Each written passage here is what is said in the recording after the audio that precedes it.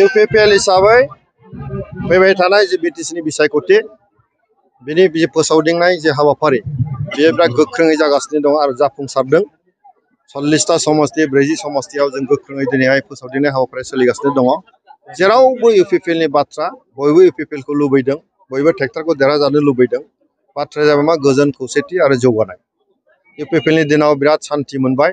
जौगानायाबो जादों बयबो जाथि जनगोष्ठी ज' मिलायनानै थानो हानाय परिबेस फैदों बेखौ आरोबाव लुबैबावदों आरो बे सम्भब जायो इउपिपिएलनि गेजेरजों बे बाथ्राखौ बयबो लुबैदों नालाय दा गतिके ओंखायनो रायजो राजाफ्रा इउपिपिएलखौनो नांगौ होननानै जेरावबो बुंसोदों दा दिनै जोङो कुसुगाव समस्तियाव आङो निजे फैदों बेवहाय नैबे माने जोंनि जलायस्रि ओनसोलाव दहाय थांबाय आङो मैनागुरि ओनसोलावहाय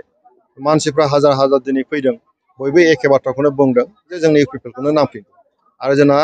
कुसुगाव समस्तियाव थांनाय बारावबो जों देरहाखादों नङा होमबा थांनाय बाराव कुसुगाव समस्तियाव हाग्रामा महिलाराबो गेलेदोंमोन नाथाय हाग्रामा महिलारखौनो थांनाय बाराव जों फेजेनदों दा आरो रबिराम नार्जारिखौ फाथायहरदों बिथाङा एबारबो आरो रबिराम नार्जारिया बहाय जेनगोन एखेबारे स्पष्ट जागोन बेवहाय आरो रबिराम नार्जारिया क'क्राझाराव थायो उखिल मोसाहारिया बे जायगानिनो गतिके बयबो थांनाय बारनि जि खामानि प्रमद बर'नि जि खामानि बयबो बेखौ मोजां मोननानै दङ ओंखायनो एबार कुसुगाव आरोबाव इउपिपिएल माने देरहासार जागोन बे बाथ्राया रोखा जाबाय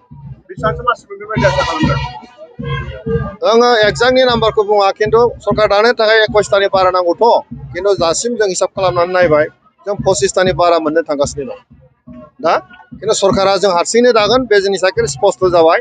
फैबाय थानाय समाव जों हारसिंनो सरकारखौ दागोन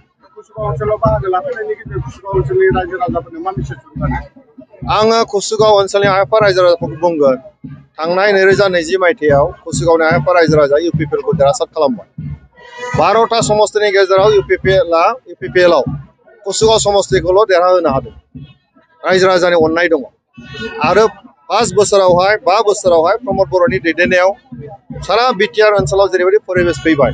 बे साबसिननिफ्राय हामसिन जाबाय गतिके एबार आरोबाव कुसुगावनि आफा रायजो राजाफ्रा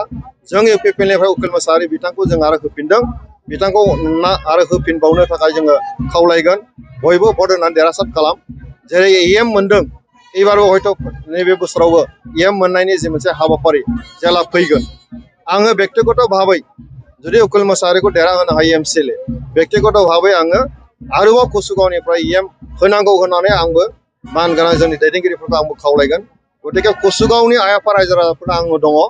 एमसिएलएखौ देरहासार खालाम आरो जों फैबाय थानाय समावहाय गावनि जौगानायखौ गावनो खालामनानै ला